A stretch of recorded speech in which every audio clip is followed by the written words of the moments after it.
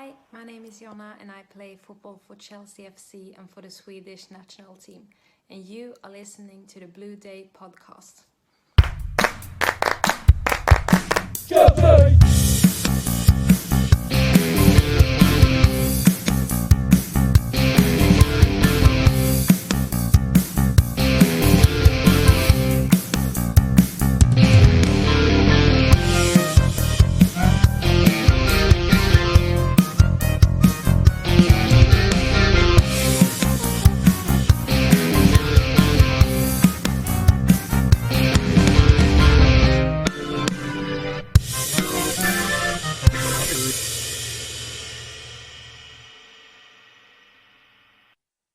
Fellow Chelsea supporters, here at the Blue Day podcast, we are delighted to welcome this individual on the podcast today.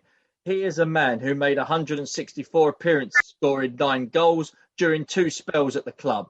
And he was part of the Chelsea team that won promotion in 1977.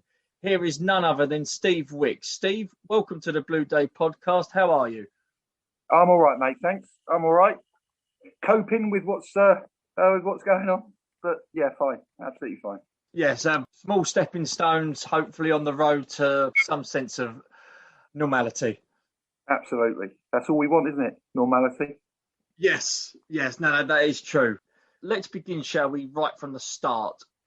Who influenced you to become a footballer in the first place? Well, my dad played for Reading. So I was involved in football as a kid and I absolutely loved it. I love that smell in the dressing room of the stuff they used to rub into their legs, and I just got hooked on it straight away. It was my although going on, I could have signed for Middlesex cricket. I did enjoy my cricket. Okay. There was no choice really. I had to play football and play for Chelsea. That was my favourite team. Good choice. I have to say, good choice. And who was your favourite player growing up as a youngster? Well, without doubt, it was Bobby Moore. I think Bobby Moore was the most fantastic footballer I'd ever seen in terms of, I still think his performance against Brazil in the 1970 World Cup, sometimes defenders don't get the praise that forwards get, but I think that was the most incredible performance I think I've ever seen anyone play in an England shirt.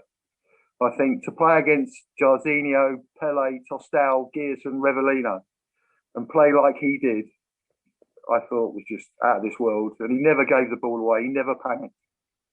Never panicked.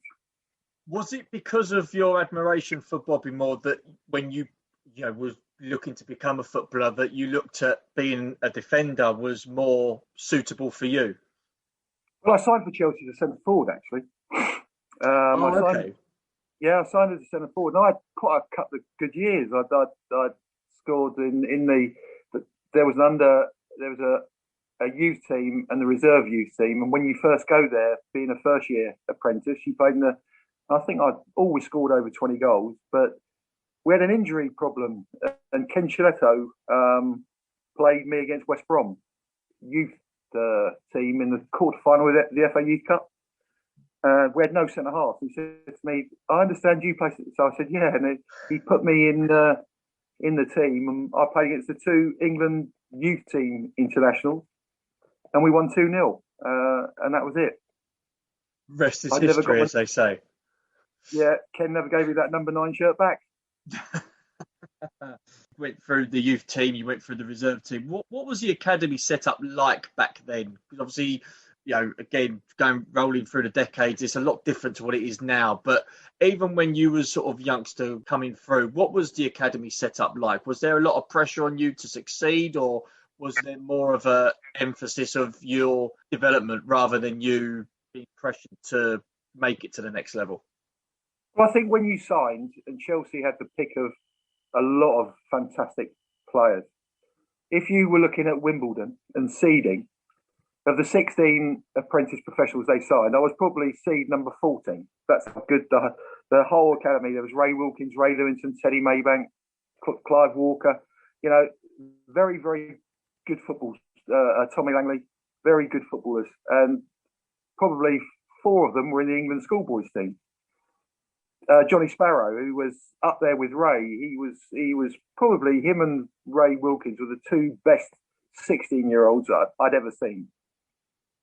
And unfortunately for John, he got a few injuries, and it stopped his career. But no, it was great. Ken Chiletto was the ideal person. He was a great coach. He was like your driving instructor. He taught you the real necessities, and it stayed with me all through my career. He was fantastic with the kids, and it was a fantastic club to be involved with. Who was the best player you played with in the youth team? I'm guessing it might have been maybe Ray Wilkins or somebody of that ilk. Yeah, I think Ray was always the most outstanding player, and John Sparrow. But there were so many, talented. And what was great was we sort of came to the club at 12. So we knew each other in and out. And if I was having a bad time, you get the boys coming up to me and say, "Come on, Wicko, we can do this. Come on, you'll be fine." And there was that real togetherness. And that was proven, because I think we won everything as a youth team. We then moved into the reserves, and our first year in the reserves, we won the combination, which I think is what's lacking in football today. The fact that we play Arsenal and I had to mark John Radford, or there was always the players that were coming back from injury. I remember playing against West Ham and playing against Jeff Hurst, and that's how I learned my trade and I think that's what really is missing in today's football. Describe to the listeners, if you can, Steve, what was it like for you to sign your first professional contract at Chelsea? Again, as you said, because you liked Chelsea as a youngster, this must have been a dream come true for you. Yeah, it was. I made my debut for Chelsea, and I was called in by Eddie McCready. And I must be one of the few Chelsea players that would play for the first team on £7.43 a week. I think there's probably some kind of record, that one. But I got called in, and my dad came with me. And he said to me, "You got to ask for £100. You cannot, if you ask for anything less than £100, I'm going to go mad." So I said, "Okay." So we went to this Indian restaurant, and my dad had never had an Indian in his life. And he ordered the hottest, and all I can remember seeing my dad just sweat pouring off his forehead. As Eddie, we were talking, and Eddie said, "Well, Stevie, what do you think you're worth?" And I said, £100 a week. He went, "Well, I don't think that." He said, "I don't think that, Stevie." He said, "I think you're worth £250 a week." Yeah, so I sacked my dad as an agent after that. But also, it was from being an apprentice where you were paid £10 home to your parents for looking after you, and then you had your £7.43, £8.43, £9.43 in your to sort of get a loyalty bonus each year, and to get £100 ride. Honestly, I walked back to the train station thinking I'd won the pools. It was a great. And it was great to go down the King's Road to Take 6 and be able to afford the clothes I was buying. It's lovely. You briefly mentioned Eddie McCready. Of course, he was the manager at the time when you made your debut. What was he like as a coach for you? He was great. He was a motivator rather than a coach, Eddie. He loved. He used to speak like Telly Savalas. He used to say, "I love my babies," and that's what he called us, his babies. And he was a real character, and he'd say things that people probably outside the club, like Ray Lewington is the new Billy Bremner, or such and such will be playing for England by the time he's and outside the club they probably thought he was mad, but the boys actually believed him, and his whole ethos as being a coach was to make sure you had confidence in yourself. But he also had one of the greatest men I ever met in football by his side, and that was Ron Stewart, who was absolutely unbelievable. Ron, absolute gentleman, knew his football inside out, and was the ideal foil. When I look back and think of Frank, maybe Frank if he'd have had someone with the experience that Eddie had with Ron, it might have been a different story, because every time Eddie was down, Ron was the one that would say, "Come on, we can do it. We'll sort this out. Don't worry." And he was the one that organised the training as well. So it was a great partnership. Great partnership. When it comes to the coaching side, obviously, again, you've sort of seen it as a player and even later on in your sort of other roles in football. But how important do you feel it is for a manager to have an experienced number two alongside him? Because we've seen, stories of managers that have gone into new clubs and wanted a younger sort of number two, somebody that he can teach and mentor. What would you prefer? I mean, again, you've been sort of a first team coach as well. Did you prefer the experienced number two, or did you want somebody? Well, I literally went for people that I played with, that I trusted. I think there's an awful lot. The number two has to be right. There's been stories coming out about all different types of things, but number two is a very important person. He's really the person that liaises between the players and the manager, and he's a very important person. And I just think that a lot of those Chelsea experienced players would have seen Jody coaching the under 16s, and then all of a sudden Jody's coaching them and telling them what to do. And there's as I think if Frank had brought someone in who'd been involved, then I think, I'm not saying for 1 second. I know Jody, he was at Lilleshall with my son, and I know Jody, and he's a great lad. But that's probably what could have been a factor in everything. Now, back to yourself, Steve. You made your debut for the club on the 31st of March, 1975. Do you remember who it was against? Ipswich. That's right, yes. I'd gone into training and I get this call that Mickey Droy had pulled his hamstring, and would I get back to the bridge as quickly as possible? And I'd done quite a hard session. So I went back to the ground, and I phoned my mum and dad and said, "Look, I don't know whether I'm playing or not. I know when I get it, but I've been called back and it seems that I might be playing." So they sort of rushed and I met he was the reporter from the Standard. The Standard, yeah. I said, "Look, it's a great thing," I said, "because it's my mum's birthday today and she's 40 today, and what a great birthday present." My mum went absolutely berserk that I said she was 40. She went absolutely potty. I told the world she was 40. So it was against Ipswich, who were champions. They were the champions of the year before. They won the league, and they had Johnson and Wymark, and they were a very, very good side. And I thought, God, this is going to be a game. But we drew 0-0, and it was a very pleasing debut. What were the other players like with you, obviously, when you made your debut? Were they making sure you would be okay on the game? What were their relationship like with you on the field? Oh, they were fantastic. The senior players at Chelsea were fantastic anyway. People like David Hay and Johnny Hollins and people like that, they were fantastic people. And it was an honour. It was me with my mouth open in the dressing room with players that were my heroes. I was very fond of, Chelsea were my favourite team. And I used to love Ian Hutchinson. I used to think he was the most, anyone that rolls his socks down and plays against Norman Hunter and Jack Charlton, I think I've got the utmost respect for. And the way he sorted Hunter out in that 1970 Cup final was fantastic. I like Hutch. And he was he was one of the nicest people you ever wish to meet. He was great. He was great with the kids. He was always there for you if you needed him. And he'd look after you. When I made my debut, it was really funny because when I made my debut, I was going home to Mitcham.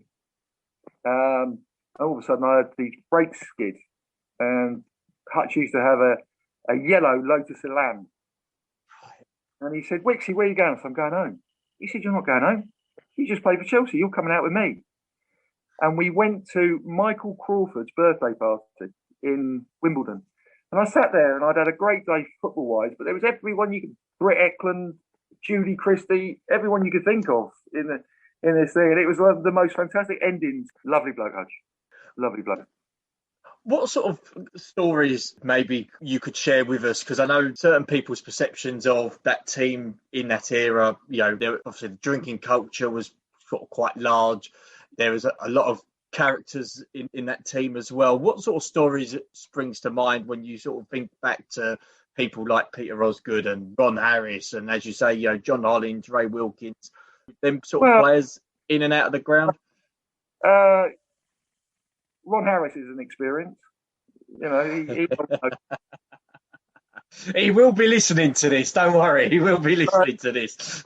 Listen, the most fearsome time was if Ron didn't think he was playing and we had a Young Uns versus Old Uns 5-a-side behind the goal at Stamford Bridge. That was a dangerous time, I'm telling you. If he was on the oh God, he got volleyed. He's a great club man, but they just demanded respect. Funny enough, you look at Ozzy, and I'd love to see and wonder what he would have been like if he didn't have that lifestyle, and he had a lifestyle. If he'd have been away from that, I look at him now, and it's funny because all the rebel boys of my time, Stan Bowles, your Tony Curry, your Peter Osgoods, Alan Hudson, they'd be the players that would be worth fortunes now. You imagine George Best or Stan Bowles, or with the protection they've got now when defenders can't touch them. There's that famous goal that the best he scores against Chelsea at Old Trafford. And Ron Harris was like Bruce Lee. If he'd have caught him there, he'd have decapitated him. But if you look at those players now, they'd be the players that would be worth the money, and also could I think it would be easier for those quality players to transform into football now than the players now coming back to the football that we played in. And you just got to look at the pitches to see that. I watch the big match, revisited, and there's hardly any grass on those pitches in the winter. That's right. It just looks like a mud pit, or if they have put sand on it just in case. And definitely.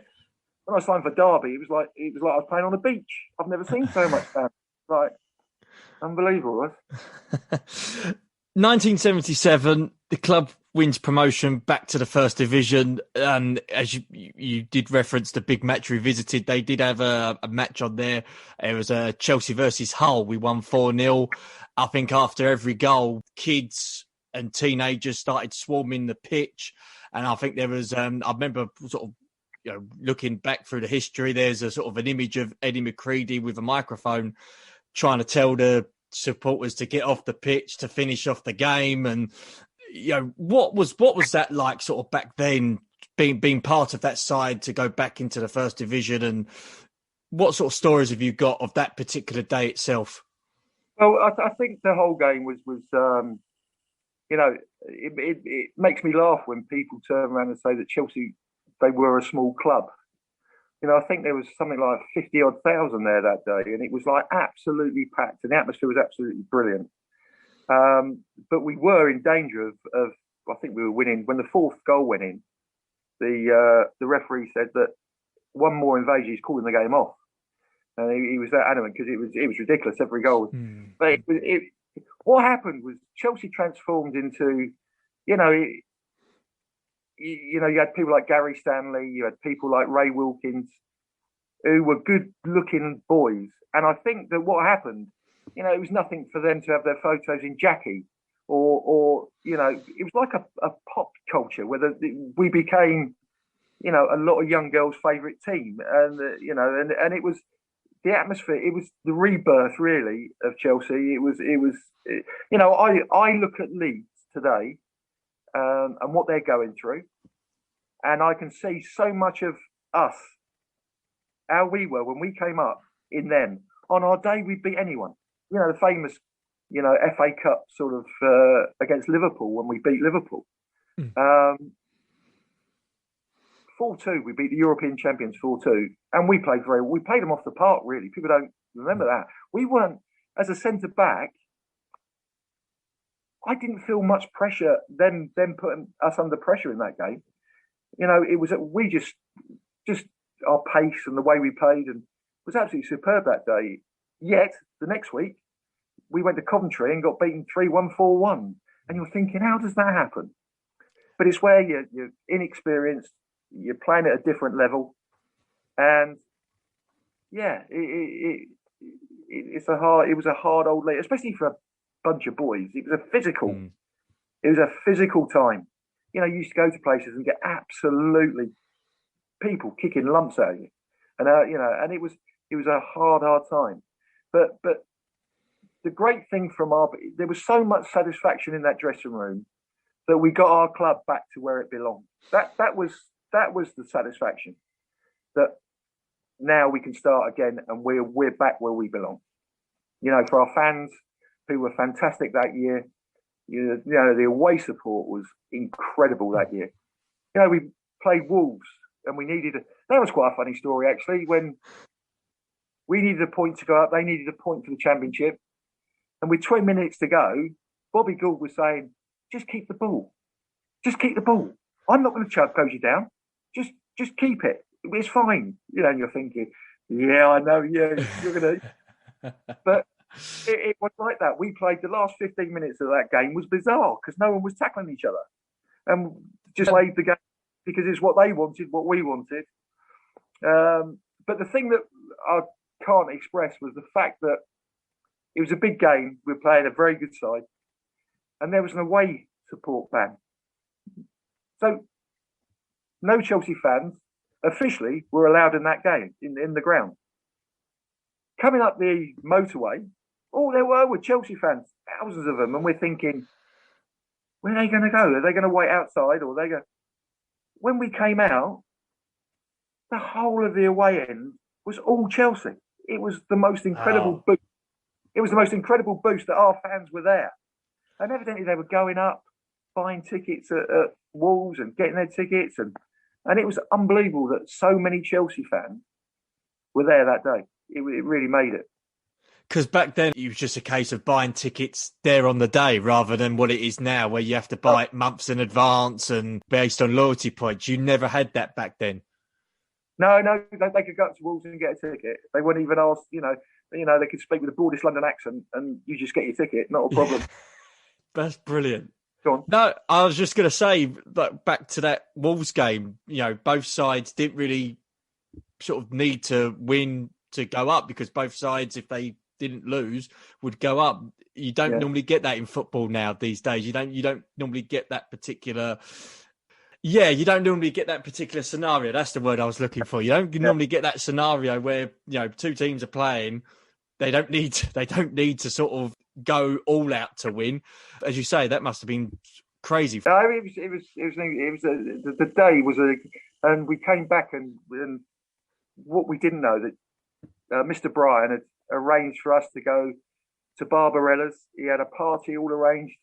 We didn't know that till we got back. And then one was invited girlfriends, wives, everybody, mums and dads if they were there. And he had this massive party in Barbarella's, which was just outside the ground. And it was a fantastic night.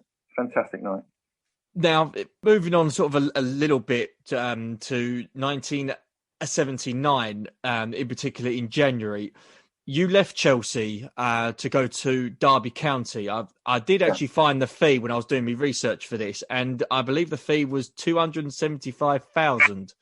Well,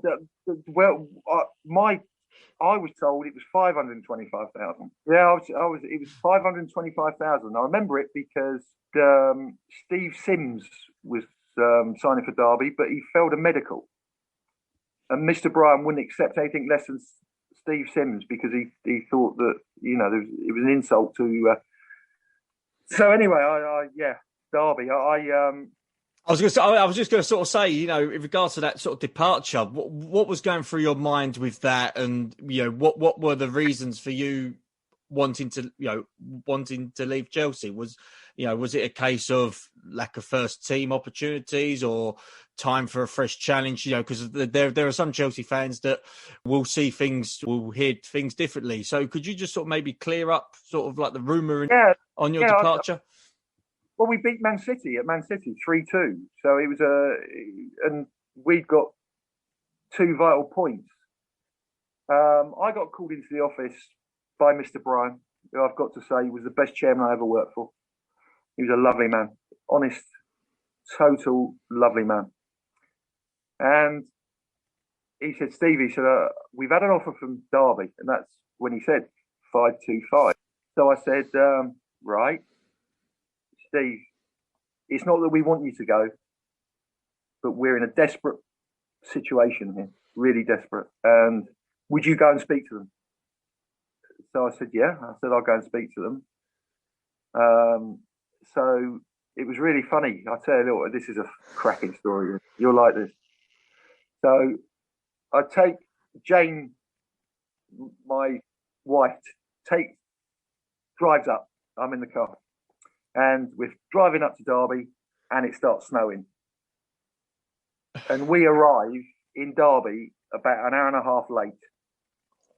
Right, we're phoning saying we're about an hour and a half late. So by that time, Tommy Doxey had probably a bottle and a half too much champagne.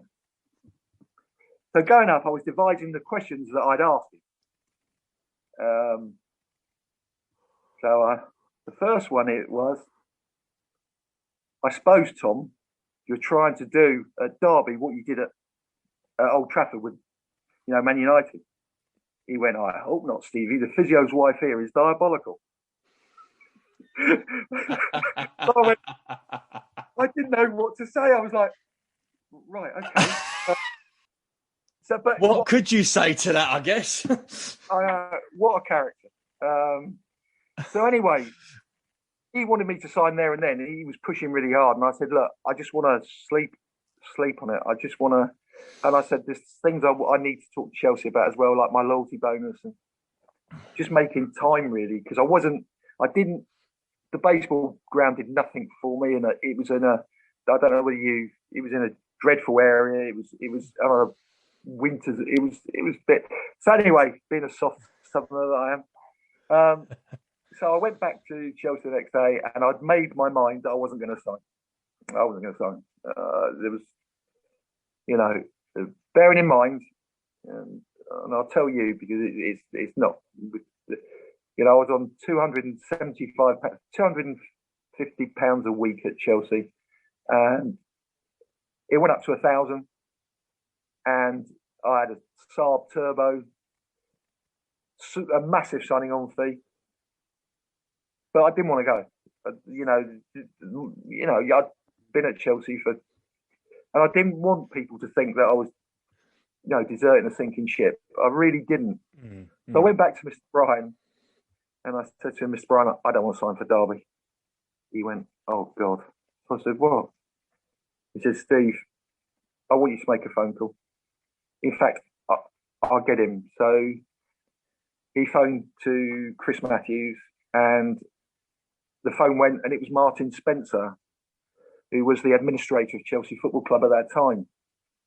And I told him I didn't want to go. And he said, look, I don't know how to say this and I hate saying this to you, but if you don't go, we can't fulfil our fixture at the weekend, which will mean we get a points deduction and basically we get relegated and go out of business.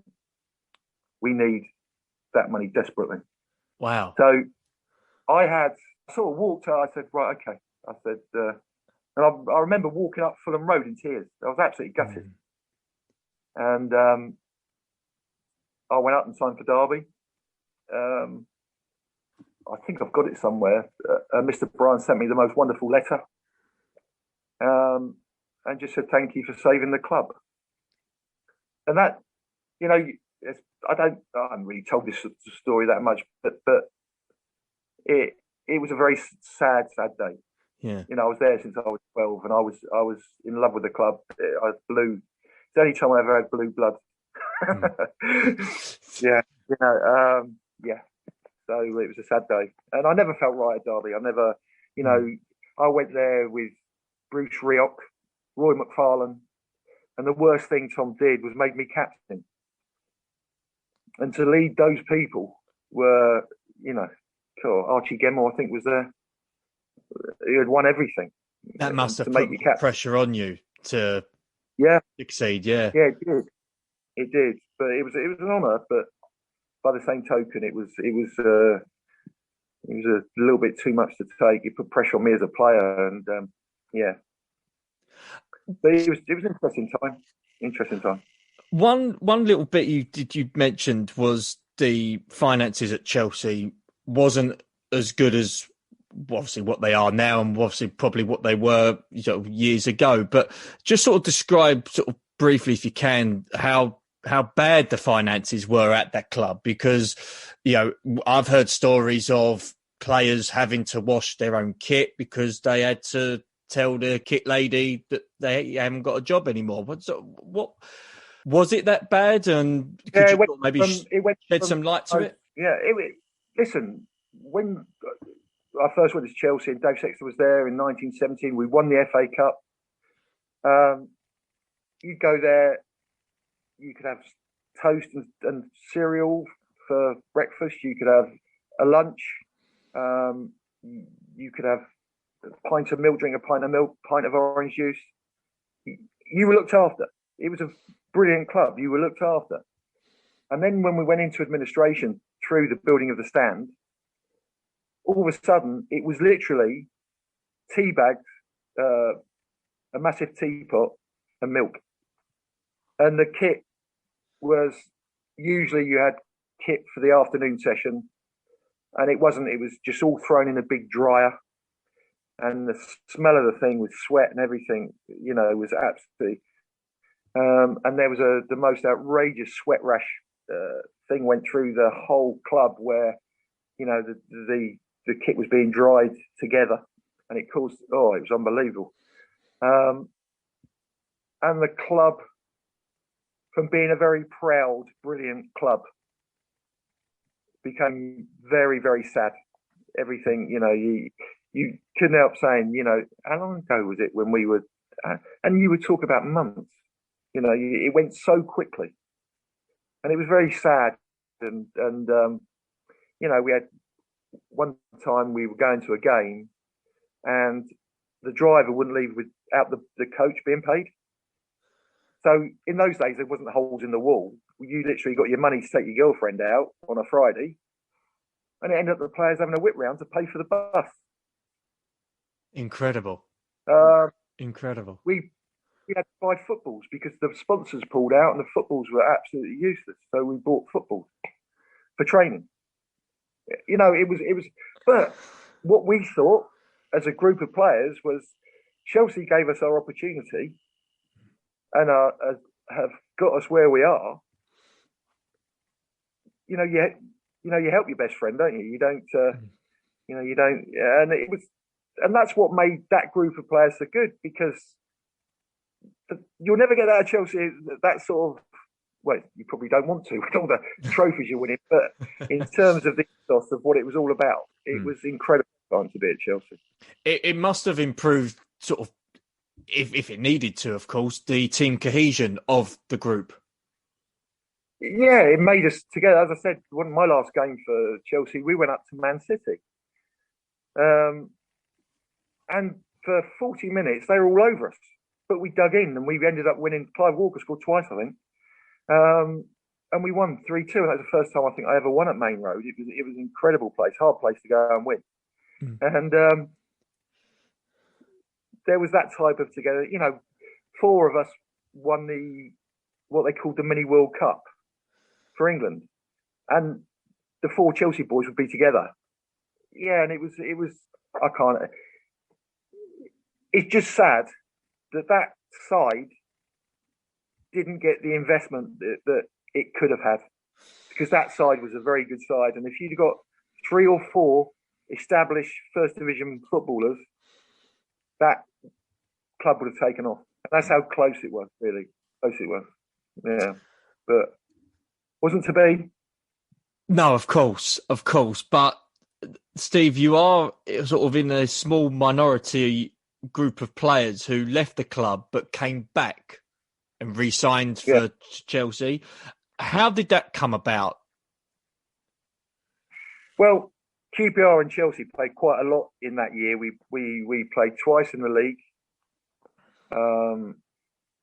We played twice in the Milk Cup, and I probably had my best games in those games. I really did, and a friend of mine was very friendly with Ken Bates. But at the time, Sheffield Wednesday and Watford had made a bid for me from QPR. Jim was Jim Gregory. If he got the money he thought you were worth, no matter who you were out the door. That's how Jim Gregory. Honestly, he had a figure on every player, and I had Sheffield Wednesday came in for me, and Watford, Graham Taylor, and I got the phone call from Alton House, which was Jim Gregory's office, and he said, "Right, we've agreed a fee." I said, "Right." I'm thinking. I went up to meet Howard Wilkinson, and I'll tell you, with his regime of training, I would have needed an MOT after about 6 months, because I'd have done 55,000 miles worth of running, and it frightened me to death. But I said, "Yeah, who's that with then, Jim?" He went, "Chelsea," and I went, "What?" He said, "Chelsea." I said to him, "You can let me go to Chelsea?" He went, "Yeah, they're paying the money." Yeah, so Wow. it was a shock. Mm. It was a shock, but so you had no clue prior that Chelsea were interested, or there was any sort of talk of? A mate of mine was quite friendly with Bates, and his name was Alex Tuckerman. And when he said I said to him, "I think Jim's going to let me go if the money's right." He wouldn't surprise me, because he thinks the world of you as a player. Yeah, he really does. And it was a great move on the surface of things. I didn't quite know what I was getting myself into, because I walked into a civil war. From being at QPR, where everything was tight and the players were really good mates, I walked into a civil war at Chelsea. right. Okay. It was the summer of 1986, wasn't it? That you moved? Yeah. It was. We went up to Bangor, and the next thing I know, there's a massive fight between Speedy and David Speedy and Paul Cannaville. And I'm thinking, what is happening here? And then having breakfast the next morning, Speedy comes down with his one-wood driver to smash Canners over the head with it. He didn't, but it was ridiculous. And that was my first day's training. I walked in, and there was things that Bates hadn't paid the players for the Members' Cup bonus, and it was all off, and it was the most unhappy dressing room. And what happened as it went through the season, it begot clicky, little clicks here, there, and everywhere. And when you sort of come into that, I remember talking to John McNaught. He said, "I've never known anything like this. This is really quite, But do you want to hear something funny about John McNaught? Yeah, feel free. Go on. You like the story. We're at Watford, and we've had a little talk before Kerry got into the room. And we said to John exactly what to say to Kerry if he bites. So he said, okay, we do that. So he walked in, and we started talking about who's the fastest player at Chelsea. So we said about Tony DeRigo, everyone but him. And he went, "You're joking, aren't you? I'm the fastest player. No one will ever beat me. No one." So John McNaught pops up and he goes, "I'll race you for 100 quid, Kerry." He went, "What?" So he couldn't get his 100 quid out quick enough, Kerry. Right? So he said, "I'll race you for 100 quid. So he gives the 100 quid to me. He said, "Get his 100 quid as well." And we sub John to get the other. So we said, "Okay, 100 quid." Well, he paced out 100 yards, Kerry, in the grounds of the hotel. And he went, go! And he ended up running backwards the last 10 yards because he was so far in front. And he went, give me the money, give me the money. I said, no. John, there you are. 200 quid. He said, what are you doing? What are you doing? I said, he didn't say he'd beat you. He said he'd race you for 200 grand. And John walked off. Kerry absolutely gutted. Oh, he threw a wobbly. I'll race you for 100 quid. That's all he said. Didn't say he'd win. No. Look, that really pissed Kerry off. He was very, very, yeah. That's typical football banter and things like that happen all the time. That was a great story. That's fantastic. What was obviously, that's sort of outside of the pitch with Kerry Dixon. What was he like to deal with on the pitch? Well, he's one of Chelsea's greatest goal scorers, isn't he? His goal record. I felt he was a little bit selfish. I'm not sure about his one-on-ones with the goalkeeper. He was, but he scored goals, and I came to Chelsea at a very, very bad time. They did really well for the first half of the season before '86. Did really well, and then they had a dreadful Easter and got absolutely hammered in a couple of games. And they won the Members' Cup. They didn't get their bonus, and it all started to fall apart. It really did. And it was sad to join Chelsea at a time when it was on the, you could see what was going to happen. And it was sad. It was sad to see, but I was delighted to be back there. It's like going home. Very different. Obviously, with Mr. Bates was very, very different. But in hindsight, the saying "never go back."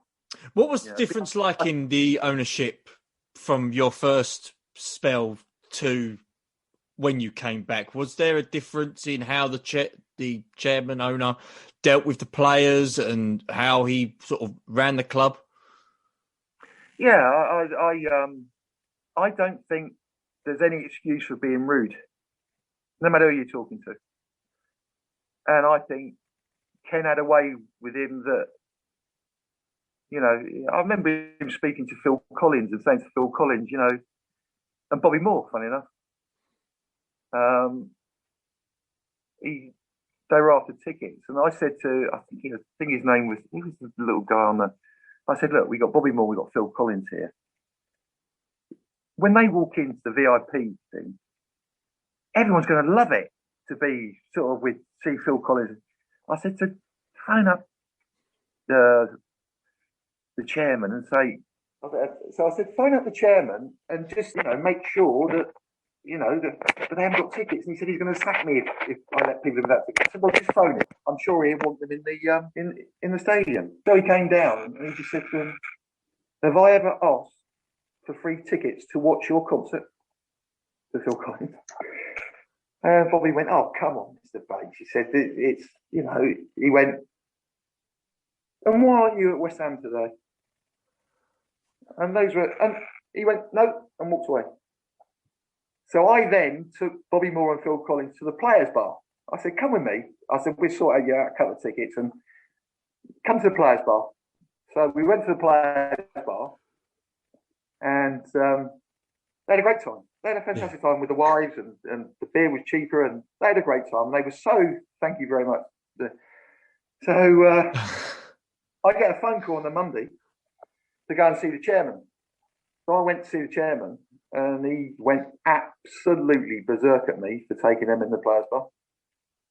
He thought I'd undermined them, undermined him and his decision. I said, well, I thought the players' bar was our domain and we could invite anyone we wanted into the players' bar as long as they had a ticket. He said, that's right, as long as they had a ticket. Did they have a ticket? I said, they did by the time they got in, yes. So, yeah. Oh, wow. He tried to find me 2 weeks' wages. Yeah. But, no, it was a funny thing because you go into Chelsea under the mayor's leadership, and there was people in there like, well, as I said, like John Major, Lawrence Percival, Sir Richard Attenborough, all his friends, Jane Seymour. We're getting changed. This is what Chelsea was like in the first time. We're getting changed, and there's about 15 minutes to go, and there's a knock on the door, and the door opens, and who do you think it is? Oh God, what was her name? Yeah, Raquel Welch. Raquel Welch, yeah. And we're going, what? And she had this thing about Aussie, evidently. She walked in with 15 minutes to go, and she's shaking, like the Queen, walking around shaking hands with all the players and everything. And yeah, Raquel Welch. I think it was a goalless draw. The game was a goalless draw, and I think it was because we scored in our minds before the game, thinking, "Oh my God, Raquel Welch," But that's and then another one was we're there and we're training, and in walks Starsky and Hutch, and you're thinking, "What?" And then they wanted Starsky and they wanted Hutch to wear my kit, and Starsky to wear Stanners' kit, and we dressed up as them by the Mustang, the red Mustang there, and they, and you just look at it and you just think, but that was Chelsea. That's what it was all about, and it was fantastic to be part of. And then you went to the austere dictatorship. I think that's the word. Yeah, that's probably the best word for that. And Ken Bates was sort of the chairman, but John Hollins was the guy in charge of first team affairs. How influential was he for you during your second spell at the club? Well, I think John, I felt sorry for John because the players blamed him for that bonus. Right. That he didn't fight for the players hard enough. That was why it started to fall apart at the seams with John. And it was very sad because he had given everything to Chelsea as a player. Yeah. He tried his hardest and he was absolutely superb person. But it must be hard working for someone like Ken Bates, and it must have been hard for him. But he got blamed by the players that he didn't fight for the players, and I didn't think that was right at all. I do suppose with Mr. Hollins that he probably was caught between a rock and a hard place. He obviously had to try and keep the chairman happy, and obviously again try and keep the players happy. And him being an ex-player himself would obviously understand where you and your teammates were coming from. So, yeah, as you say, that must have been a very difficult position for him at that time. Yeah, and he was the most honest, good man, and it was a shame that it ended at Chelsea that way. It really was, because he deserved more. He brought Bobby Campbell in as Holly's number 2. Without Holly, sort of. So it made Holly's position, sort of, he had no chance. Yeah. I think Holly resigned. I think he resigned, or there was I don't quite know what happened, but he was, it was sad times to see certainly someone that I considered an absolute legend being treated that way. But there you go. And Bobby, to be fair to him, Bobby Campbell, he did a good job. He came in, got promotion, and again got Chelsea back to where they belong. Your final season with Chelsea, unfortunately, ended with the club being relegated after losing a league playoff. Now, it's probably very hard to imagine that format coming back. With the league playoff, it was against Middlesbrough. What thoughts were going through your mind during this period? As you've already mentioned that Chelsea was a different club from the 80s to what it was when you first left.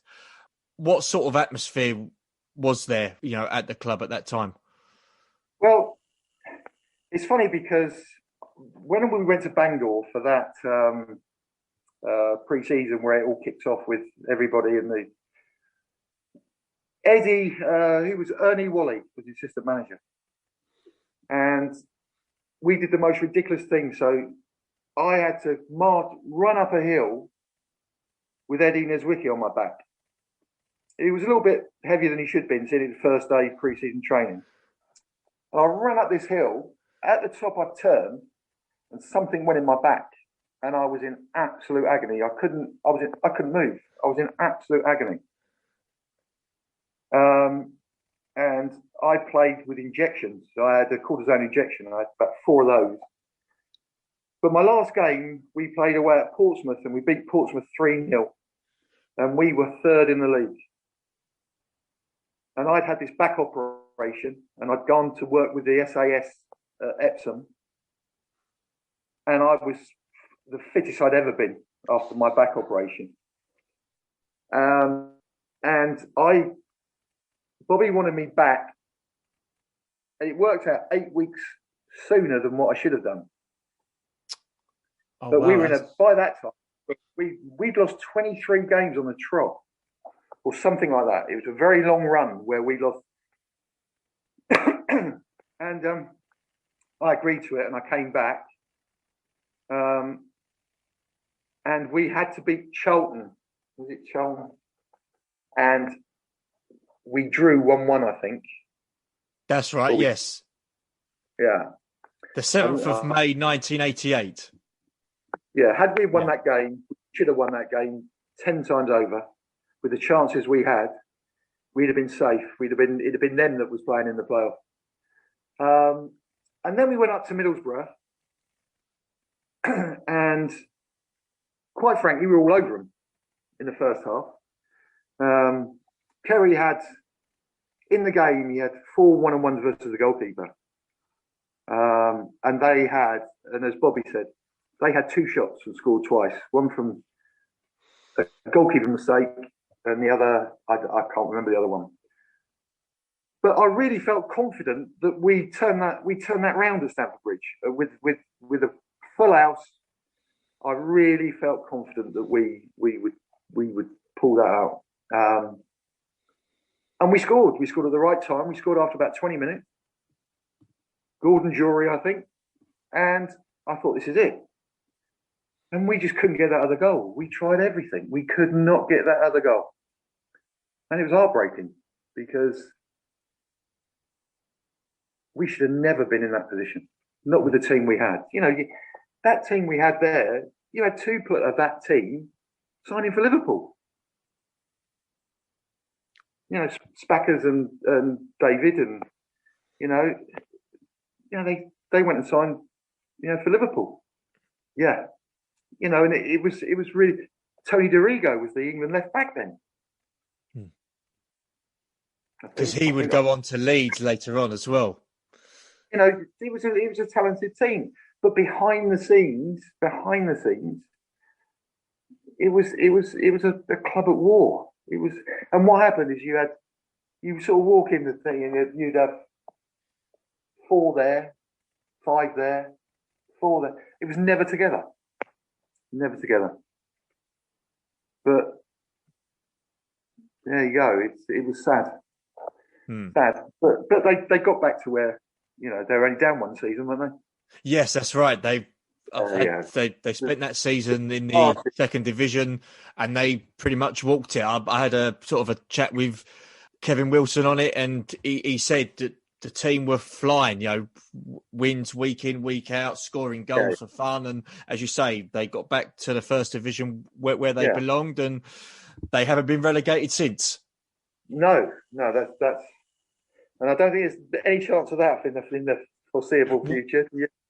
No, I absolutely not. Let's sort of move on to the present, shall we? Obviously, we've discussed, we've discussed your career, and it has been a fascinating one. One thing I actually do want to discuss as well, before we do discuss present matters.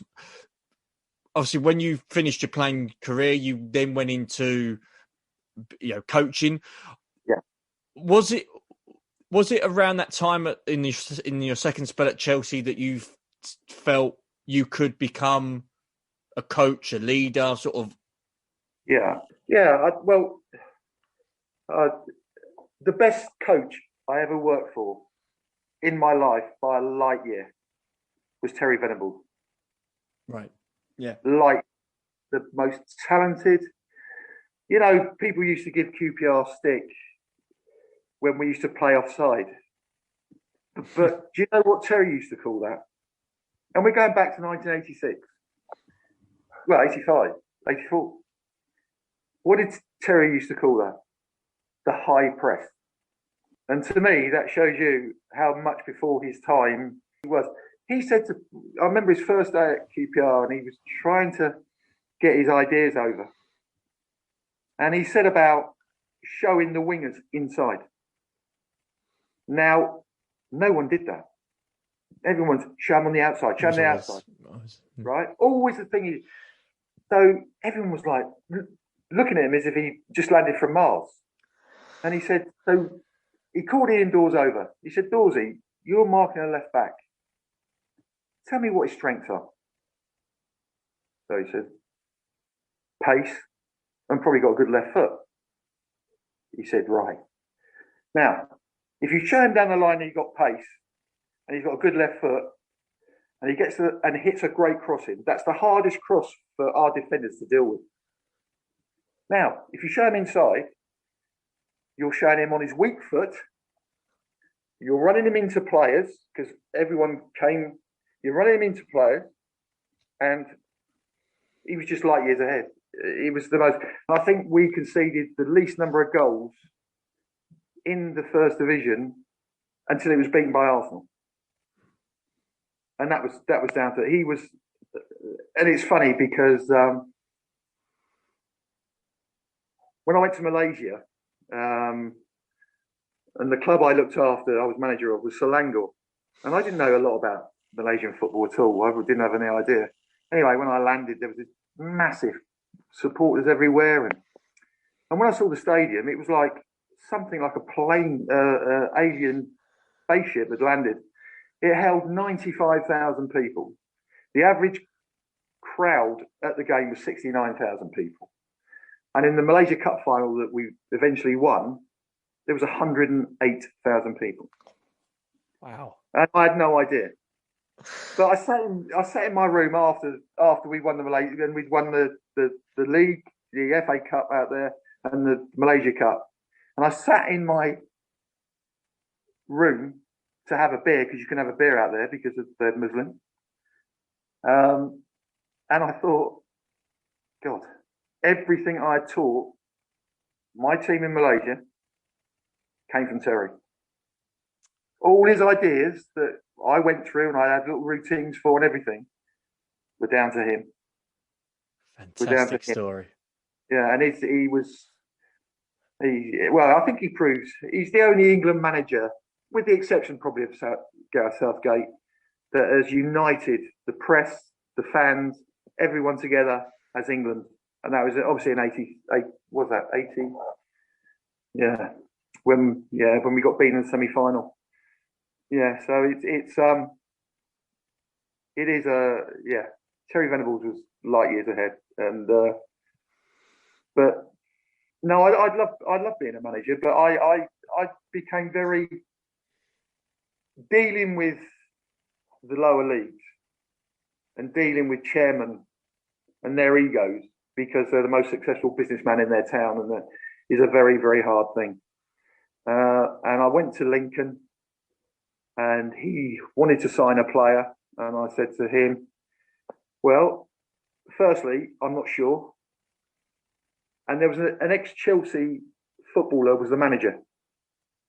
And I said to him, I'll speak to David Webb, it was, and see what he says. And David listed off all the things wrong with him, not to touch him, not to have anything to do with him, you know, because I know you, and we go on, because I played with him at Derby as well, Webby. And so I went back to the chairman and I said, look, told him everything. The next morning, I arrive and there's a car in my space. So I'm not one of those, Peter, so I park the car, walk in, and the physio shaking his head at me. And I said, what? The guy that I told him everything about was having a medical, and the chairman was signing him. Wow. Yeah, it was signing. And I thought to myself, you know what? I don't need this anymore. I really don't. So I resigned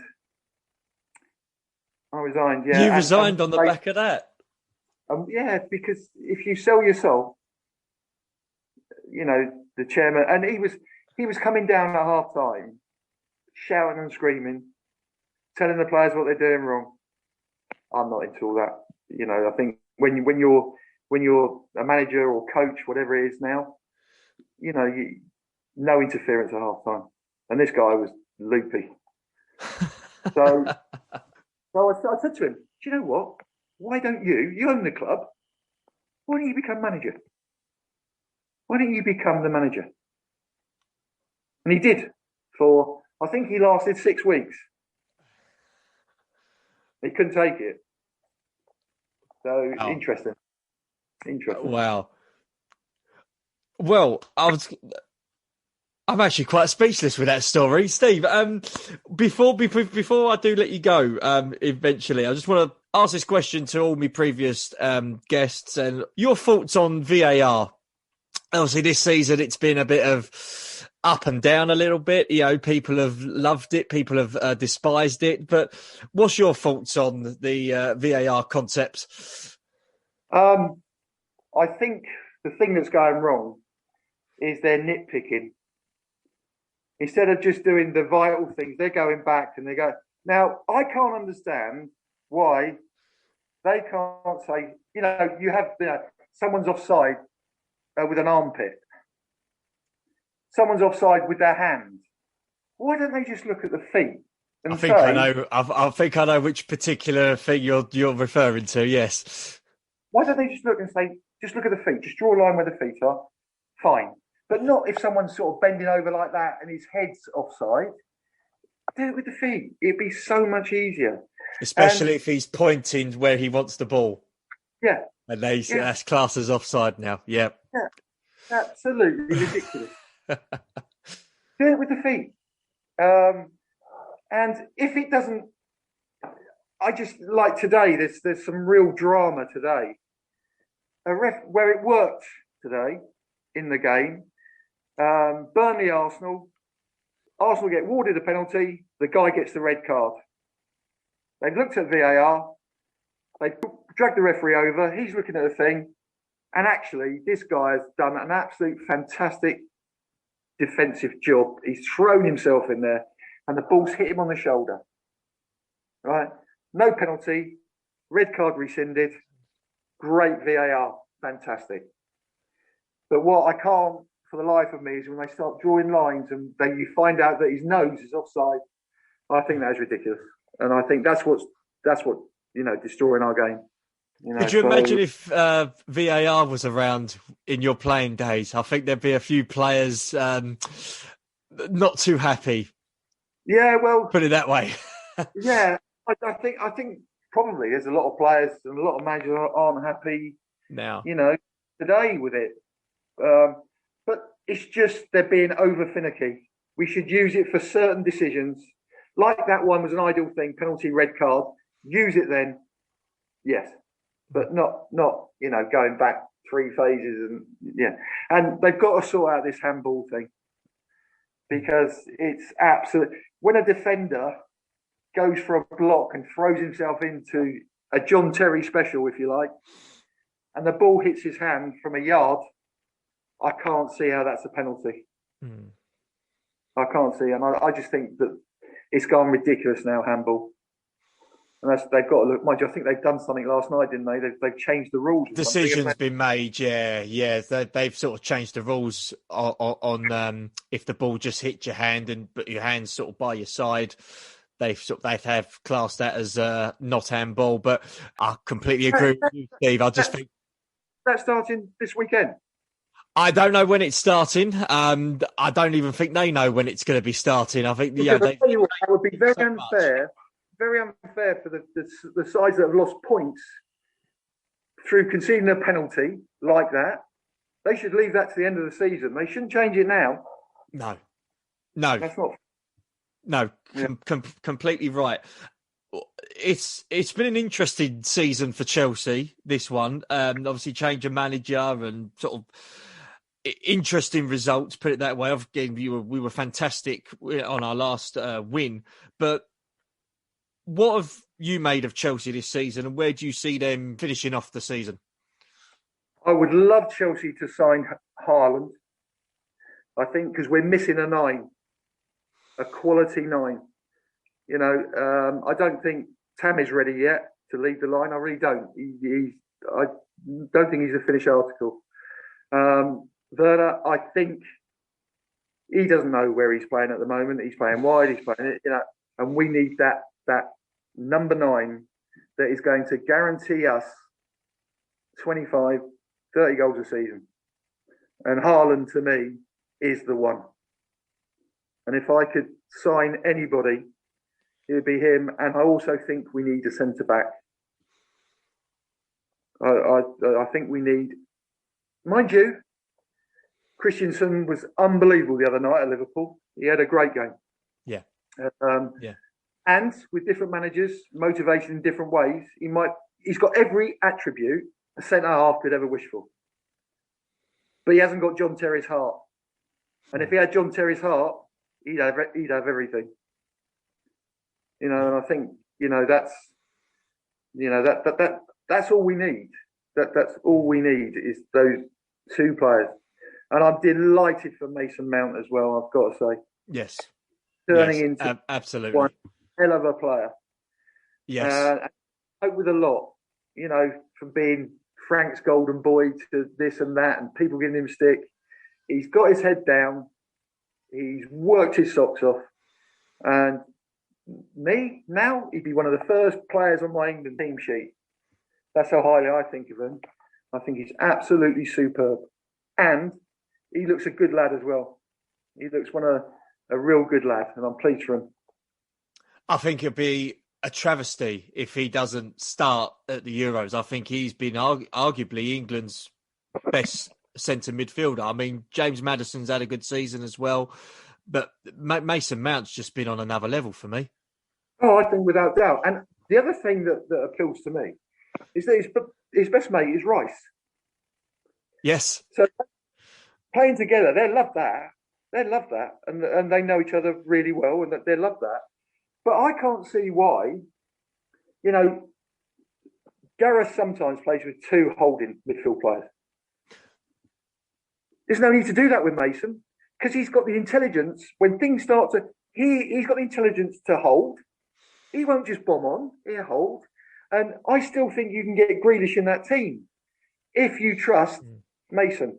If you know he's got a head that he will take responsibility for not going if it needs to, you know, I think he'd be perfect in that role.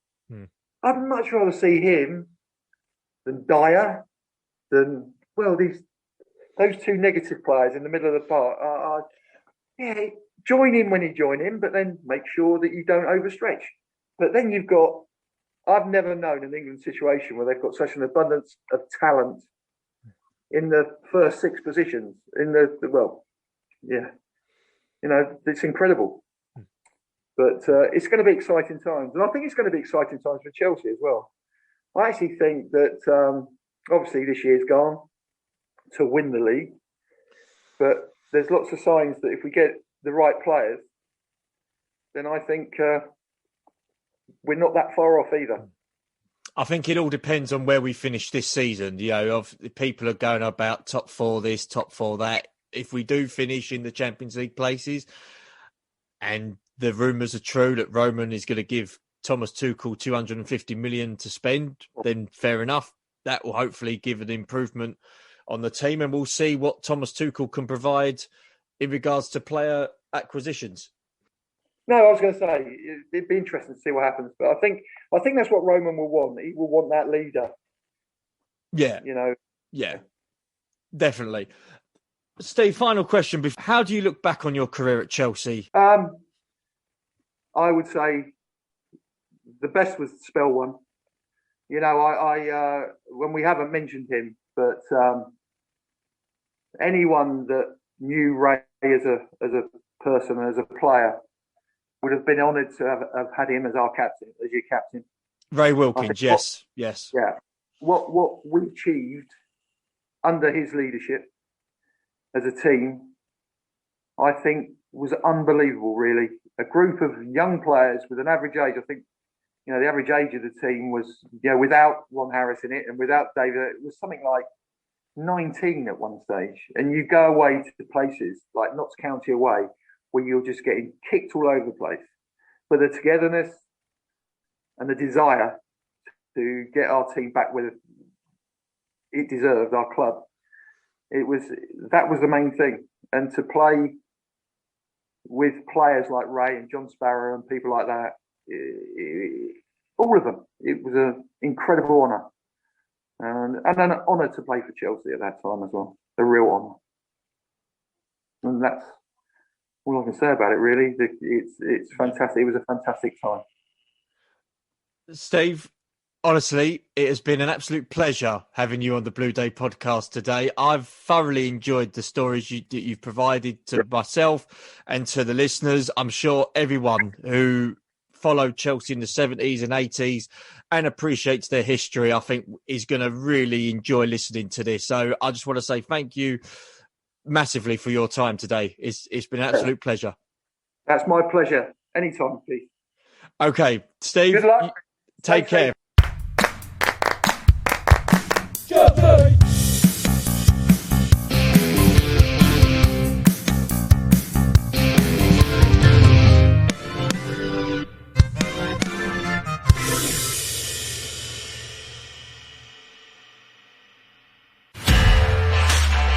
This podcast is part of the Sports Social Podcast Network.